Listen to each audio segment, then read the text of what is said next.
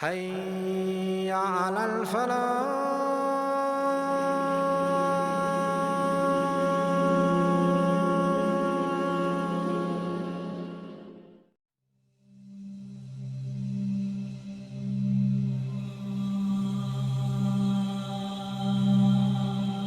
আধুনিক শিক্ষিত লোকদের অধিকাংশই একটা কঠিন ধর্মীয় সংকটে আবর্তিত হচ্ছেন।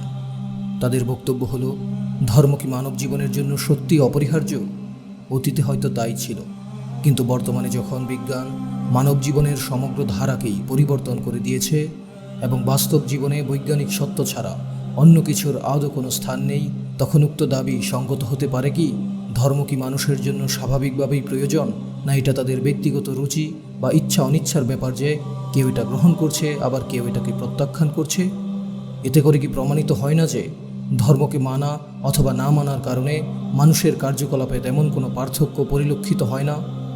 তারা যখন ইসলাম সম্বন্ধে এইসব কথা বলেন, তখন তাদের এই মানসিক দ্বন্দ্ব ও সংশয়ের স্পষ্ট আভাস পাওয়া যায়। যখন তাদেরকে বলা হয় ইসলাম শুধু কিছু প্রত্যয় ও আকিদার নাম নয়, শুধু আধ্যাত্মিক পবিত্রতা অথবা মানুষের কল্যাণমূলক শিষ্টাচার বা নিয়ম শৃঙ্খলার মধ্যেও ইসলাম সীমাবদ্ধ নয়, বরং এটা হচ্ছে একটি সর্বাত্মক ও সুসংগঠিত পূর্ণাঙ্গ জীবন ব্যবস্থা, যার অন্তর্ভুক্ত রয়েছে একটি সুবিচার ভিত্তিক অর্থনৈতিক জীবনাদর্শ, ভারসাম্যপূর্ণ সমাজ ব্যবস্থা, দেওয়ানি, ফৌজদারি ও আন্তর্জাতিক আইনকানুন, একটি বিশেষ জীবন দর্শন এবং দৈহিক প্রশিক্ষণ ও প্রতিপালনের সুষ্ঠু বিধান। আর এর সব কিছুই উহার মৌল বিশ্বাস এবং নৈতিক ও আধ্যাত্মিক ভাবধারা থেকেই উৎসরিত। তখন এরা খুব বিব্রত ও দ্বিধাগ্রস্ত হয়ে পড়েন, কেননা তাদের একমাত্র বক্তব্যই হলো ইসলাম বহু পূর্বেই উহার শৌর্য ও কল্যাণকর ভূমিকা থেকে চিরতরে বঞ্চিত হয়ে সম্পূর্ণরূপেই অস্তিত্বহীন হয়ে পড়েছে। এ কারণে যখনই তাদেরকে বলা হয় ইসলাম কোনো মৃত ধর্মের নাম নয়, বরং উহা এক অপরাজেয় দুর্বার শক্তি, পাতায় পল্লবে ফলে ফুলে সুশোভিত এক জীবন পদ্ধতি, যাতে কার্যকর রয়েছে এমন এমন শক্তিশালী উপাদান যার দৃষ্টান্ত না সমাজতন্ত্র পেশ করতে পেরেছে, না সাম্যবাদ উহার কল্পনা করতে সক্ষম হয়েছে, না অন্য কোনো মতবাদ উহার বিকল্প তুলে ধরতে পেরেছে, তখন তারা অধৈর্য হয়ে পড়েন এবং আমাদেরকে প্রশ্ন করতে থাকেন, আপনারা কি সেই ধর্ম সম্বন্ধে এই কথাগুলো বলছেন যা দাস প্রথা, সামন্তবাদ ও পুঁজিবাদকে সমর্থন করে, যা নারীকে পুরুষের অর্ধেক বলে মনে করে এবং তাকে ঘরের চার দেয়ালের মধ্যেই বন্দি করে রেখে দেয়, যা পাথর মেরে মানুষ হত্যা, হাত পা কেটে ফেলা এবং কোড়া লাগাবার ন্যায় পাশবিক শাস্তির বিধান দেয়, যা উহার অনুসারীদেরকে দান খয়রাতের পয়সা দিয়ে জীবনযাপন করতে শেখায়, যা তাদেরকে নানা শ্রেণীতে বিভক্ত করে দেয়, যাতে করে কিছু লোক অন্যদের ধন সম্পদ শোষণ করতে সক্ষম হয়। আর যে ইসলাম সম্পর্কে আপনারা এটা ওটা বলছেন, তা কি আপনারা নিজেরা পালন করে থাকেন? আরও সামনে অগ্রসর হওয়ার পূর্বে আসুন এই সন্দেহবাদী আধুনিক শিক্ষিতদের প্রকৃত পরিচয় আমরা জেনে নিই। পর্যালোচনা করে দেখি তাদের এই সন্দেহ ও সংশয়ের মূল সূত্র এবং উৎস কোথায়। তাদের এই চিন্তাধারা কি তাদের নিজস্ব ও স্বাধীন বিচার বিশ্লেষণের ফল, না অন্যদের অন্ধ অনুসরণের ফসল? প্রকৃত অবস্থা এই যে এরা ইসলামের বিপক্ষে যে সন্দেহ ও সংশয় প্রকাশ করে থাকেন, তা তাদের স্বাধীন চিন্তা ও নিরপেক্ষ বিচার বিবেচনার ফসল নয়, বরং এরা তা অন্যদের নিকট থেকে গ্রহণ করেছেন। এর মূল উৎস জানতে হলে আধুনিক যুগের ইতিহাসের প্রতি দৃষ্টিপাত করতে হবে।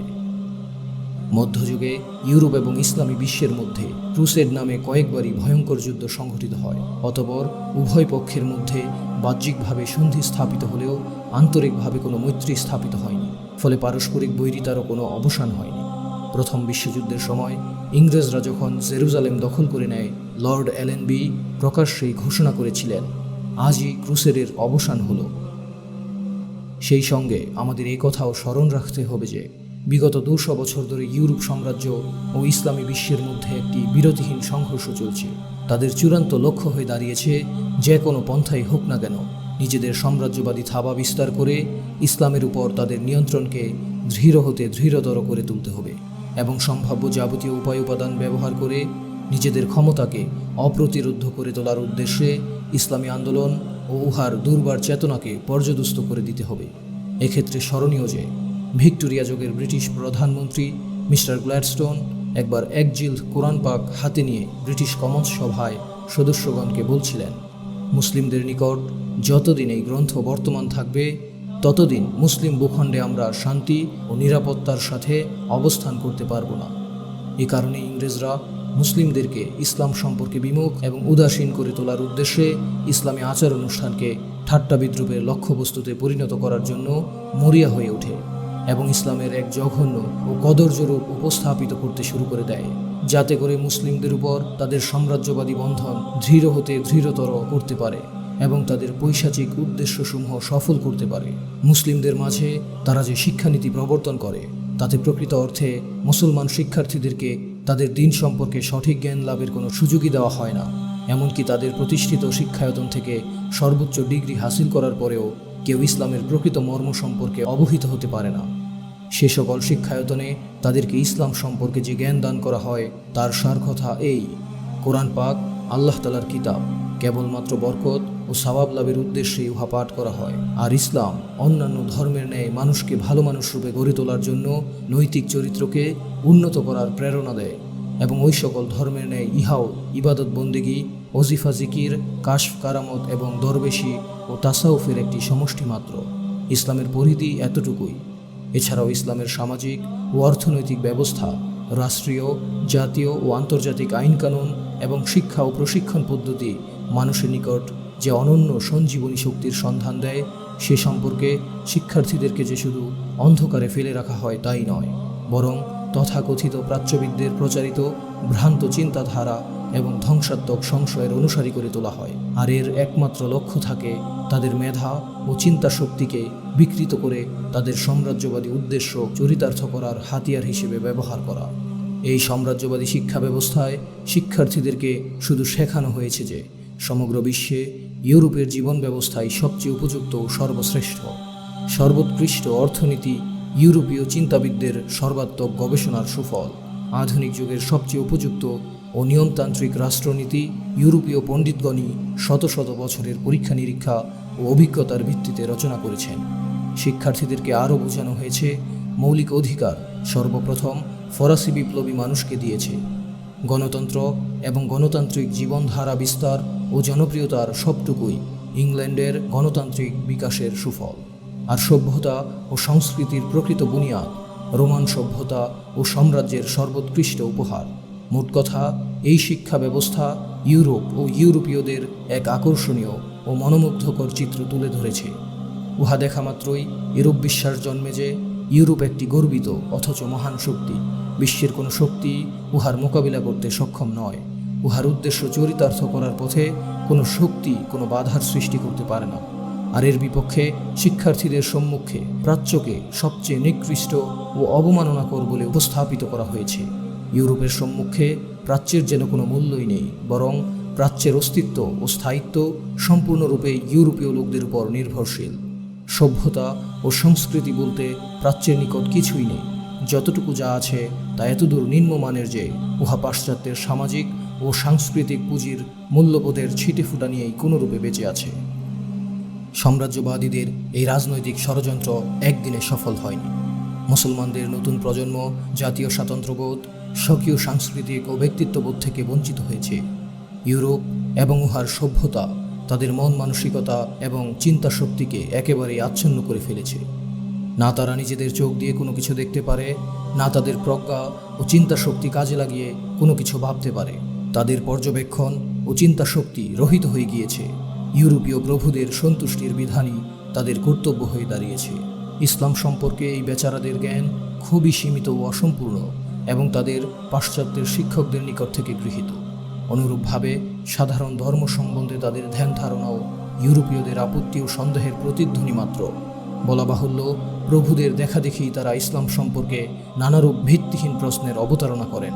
কখনো বলেন রাষ্ট্রীয় ও সরকারি কার্যকলাপে ইসলামের কোনো স্থান থাকতে পারে না, আবার কখনো তারা এই বলে ডাকডোল পিটাতে থাকেন যে ইসলাম ও বিজ্ঞান পরস্পর বিরোধী, একটির সাথে আরেকটির কোনো মিল নেই। কিন্তু মূর্খতা আর কাকে বলে? হয়তো তারা অবগতই নয় যে গোটা ইউরোপ যে ধর্মের বিরুদ্ধে বিদ্রোহ ঘোষণা করতে বাধ্য হয়েছিল তার নাম ইসলাম ছিল না, বরং তা ছিল ইসলাম থেকে ভিন্নতর একটি ধর্ম। এ কথাও তারা ভুলে যায় যে যে অবস্থা ও ঘটনাবলী ইউরোপীয়দেরকে নিজেদের ধর্মের বিরুদ্ধে বিদ্রোহী করে তুলেছিল তা শুধু ইউরোপের মধ্যেই সীমাবদ্ধ ছিল। ইসলামের অন্য কোনো এলাকায় এর কোনো নজির খুঁজে পাওয়া যায় না। ন্যূনকল্পে ইসলামী ইতিহাসের এমন কোনো অবস্থা ও ঘটনাবলীর কোনো সন্ধান মিলে না। এমনকি ভবিষ্যতেও এরূপ অবস্থা সৃষ্টি হওয়ার কোনো সম্ভাবনা নেই। কিন্তু ইউরোপের এই অন্ধ অনুসারীরা কোনোরূপ চিন্তা ভাবনা না করেই নিজেদের সামাজিক, রাজনৈতিক ও অর্থনৈতিক জীবনকে ইসলাম থেকে বিচ্ছিন্ন করার জন্যে উঠে পড়ে লেগেছে। তাদের মতে ইসলামকে বর্জন করার একমাত্র কারণ হলো এই যে ইউরোপীয়রা ধর্মের প্রতি রুষ্ট, এবং এই রুষ্ট বলেই তারা ধর্মকে দেশ থেকে চিরতরে বিদায় দিয়েছে। ইউরোপে ধর্ম ও বিজ্ঞানের পারস্পরিক সংঘর্ষের মূলে ছিল ধর্মযাজকদের নির্বুদ্ধিতা। তারা কোনোরূপ বিচার বিশ্লেষণ না করেই গ্রিসদের পরিত্যক্ত কিছু বৈজ্ঞানিক ধারণাকে ধর্মের অঙ্গীভূত করে উহাকে পবিত্রতার লেবাস পরিয়ে দেয়। ফলে উক্ত ধারণার অস্বীকৃতিও নিরঙ্কুশ সত্য বা ধর্মের অস্বীকৃতি বলে বিবেচিত হয়। অতঃপর সুষ্ঠু চিন্তা ও সঠিক গবেষণার মাধ্যমে যখন উক্ত ধারণার ভুলভ্রান্তি ধরিয়ে দেওয়া হয়, তখনও তাদের চৈতন্য উদয় হলো না, বরং জলজন্ত ভুলকেও নির্ভুল ও অকাট্য সত্যরূপে গ্রহণ করার বিধান চালু রাখা হয়। এই পরিবেশ গোটা ইউরোপে গির্জা ও ধর্মযাজকদের মর্যাদাকে মারাত্মকভাবে ম্লান করে দেয়। ধর্ম ও বিজ্ঞানের এই দ্বন্দ্ব ক্রমেই এক ধ্বংসাত্মক রূপ গ্রহণ করে এবং জনসাধারণের মধ্যে ধর্মীয় জুলুম ও নিষ্পেষণের বিরুদ্ধে প্রচণ্ড প্রতিক্রিয়া শুরু হয়। এরপর যখন ধর্মযাজকগণ তাদের খোদাই শক্তিকে অভাবনীয় নিষ্ঠুর পন্থায় ব্যবহার করতে শুরু করেন, তখন আবাল বৃদ্ধ বনিতা সকল মানুষই ধর্মের হাত থেকে রক্ষা পাওয়ার জন্যে মরিয়া হয়ে ওঠে। ধর্মযাজকগণ নিজেদের কর্মকাণ্ডের মাধ্যমে ইউরোপবাসীদের সম্মুখে ধর্মের যে চিত্র ফুটিয়ে তুলেছিলেন তা ছিল অতিশয় জঘন্য ও বর্বরোচিত। তাদের ধর্ম হয়ে উঠল এক শক্তিশালী দানব। এই দানবের ভয়ে দিবাভাগে যেমন মানুষ স্বস্তির নিঃশ্বাস ফেলতে পারত না, তেমনি রাতের অন্ধকারেও তারা তার খপ্পর থেকে রেহাই পেত না। ধর্মযাজকরা ধর্মের নামে যে অর্থ জনসাধারণের কাছ থেকে আদায় করে নিত, তার ফলে তারা কার্যতই তাদের দাসে পরিণত হয়েছিল। ধর্মযাজকরা নিজেদেরকে এই জমিনের বুকে আল্লাহ তাআলার প্রতিনিধি বলে মনে করত এবং তাদের দাবি ছিল তাদের যে কোনো কথা বা উদ্ভট বক্তব্যকে চিরন্তন সত্য বলে অবনত মস্তকে স্বীকার করতে হবে। এ কারণে যে সকল বৈজ্ঞানিক তাদের কোনো রায়ের সাথে একমত হতে পারেননি, তাদের জন্য তারা নিষ্ঠুরতম দৈহিক শাস্তির ব্যবস্থা করেছিলেন এবং নামমাত্র খুঁটিনাটি কথার জন্যেও তাদেরকে জীবন্ত পুড়িয়ে মেরেছিলেন। যে বৈজ্ঞানিক পৃথিবীকে গোলাকার বলে রায় দিয়েছিলেন, তার করুণ কাহিনী এর একটি স্পষ্ট উদাহরণ। মোট কথা, ধর্মযাজকদের এই নিষ্পেষণ ও অন্যায় আচরণ ইউরোপের সকল বিবেকবান এবং চিন্তাশীল মানুষকে অস্থির করে তুলেছিল। তখন তারা এরূপ সিদ্ধান্তে উপনীত হয়েছিলেন, ধর্মনামধারী এই বিরাট দৈত্যের বিরুদ্ধে সংগ্রাম করতে হবে। হয় তাকে চিরতরে নির্মূল করে দিতে হবে, নইলে অন্ততপক্ষে এতখানি দুর্বল করে দিতে হবে যে যাতে করে ভবিষ্যতে কাউকে কোনোদিন নির্যাতন করতে না পারে এবং নিজের ভ্রান্ত কর্মকাণ্ড দিয়ে কথা প্রমাণ করতে না পারে যে মিথ্যা ও প্রবঞ্চনার নামই হচ্ছে ধর্ম। কিন্তু প্রশ্ন এই যে ইউরোপবাসী ও ধর্মের মধ্যে যে সম্পর্ক, মুসলমান ও ইসলামের মধ্যেও কি সেইরূপ সম্পর্ক বর্তমান? যদি না হয়ে থাকে, তাহলে ইসলাম ও বিজ্ঞানের বৈরিতা সম্পর্কে এত হুরহাঙ্গামা কেন? বাস্তব সত্য তো এই যে ইসলাম ও বিজ্ঞানের মধ্যে কোনো বিরোধ নেই। না আজ পর্যন্ত এমন কোনো বৈজ্ঞানিক সত্যের কথা বলা হয়েছে যা মেনে নিলে ইসলামের কোনো সত্য ভ্রান্ত বলে প্রমাণিত হয়। ইসলামের সুদীর্ঘ শাসন আমলে এমন কোনো সময় আসেনি যখন বৈজ্ঞানিকগণকে পাশবিক অত্যাচারের লক্ষ্যবস্তুতে পরিণত করা হয়েছিল। ইসলামের সমগ্র ইতিহাসই আজ আমাদের সামনে বর্তমান। এর বিভিন্ন অধ্যায়ে চিকিৎসা বিজ্ঞান, জ্যোতির্বিজ্ঞান, গণিতশাস্ত্র, পদার্থবিদ্যা ও রসায়নশাস্ত্রের বড় বড় পণ্ডিতগণ অতীত হয়েছেন, কিন্তু তাদের এমন একটি ঘটনার কথাও কেউ বলতে পারবে না যে অমুককে তার বৈজ্ঞানিক রায় বা চিন্তাধারার জন্য নিগৃহীত করা হয়েছে। এই মুসলিম বিজ্ঞানীদের কেউই ইসলাম এবং বিজ্ঞানের মধ্যে কোনো দূরত্ব বা বৈপরীত্য খুঁজে পাননি। এরূপে মুসলিম শাসক মণ্ডলীও তথাকথিত ধর্মযাজকদের ন্যায় বিজ্ঞানীদেরকে কখনো শত্রু বলে মনে করেননি এবং করেননি বলেই ইসলামের ইতিহাসে না কোনো বিজ্ঞানীকে পুড়িয়ে মারা হয়েছে, না কাউকে বন্দি করে রাখা হয়েছে, না কাউকে অন্যরূপে শাস্তি দেওয়া হয়েছে। কিন্তু এ সত্ত্বেও কিছু লোক ইসলাম ও বিজ্ঞানকে পরস্পর বিরোধী প্রমাণ করার জন্যে উঠে পড়ে লেগেছে। এরা ইসলামের কোনো জ্ঞান হাসিল না করেই ইসলামের দোষ ত্রুটি আবিষ্কার করতে শুরু করে দিয়েছে। বস্তুত সাম্রাজ্যবাদীরা তাদের শিরা উপশিরায় যে তীব্র হলাহল ঢুকিয়ে দিয়েছে, তারই অনিবার্য ফলস্বরূপ এরা এই সমস্ত প্রশ্ন উত্থাপন করে থাকেন, অথচ এরা কখনো এই বিষয়টি উপলব্ধি করতে পারছেন না। যারা আলোকপ্রাপ্ত বিবেকের অধিকারী, সত্যিকার নিষ্ঠাবান এবং যারা একান্ত ধীরস্থিরভাবেই প্রকৃত সত্যের অনুসন্ধানী, তাদের জন্যই আমাদের এই ভিডিও সিরিজ ভ্রান্তির বেড়াজালে ইসলাম, যাতে থাকবে বিভিন্ন সময়ে ইসলাম ও মুসলিমদের নিয়ে ইসলাম বিদ্বেষীদের করা বিভিন্ন প্রশ্নের জবাব। এ সিরিজে যুক্তি ও তথ্য সহকারে ইসলাম ও পাশ্চাত্য সভ্যতার তুলনামূলক পর্যালোচনা করে ইসলামের শ্রেষ্ঠত্ব সুস্পষ্টভাবেই প্রমাণ করা হবে।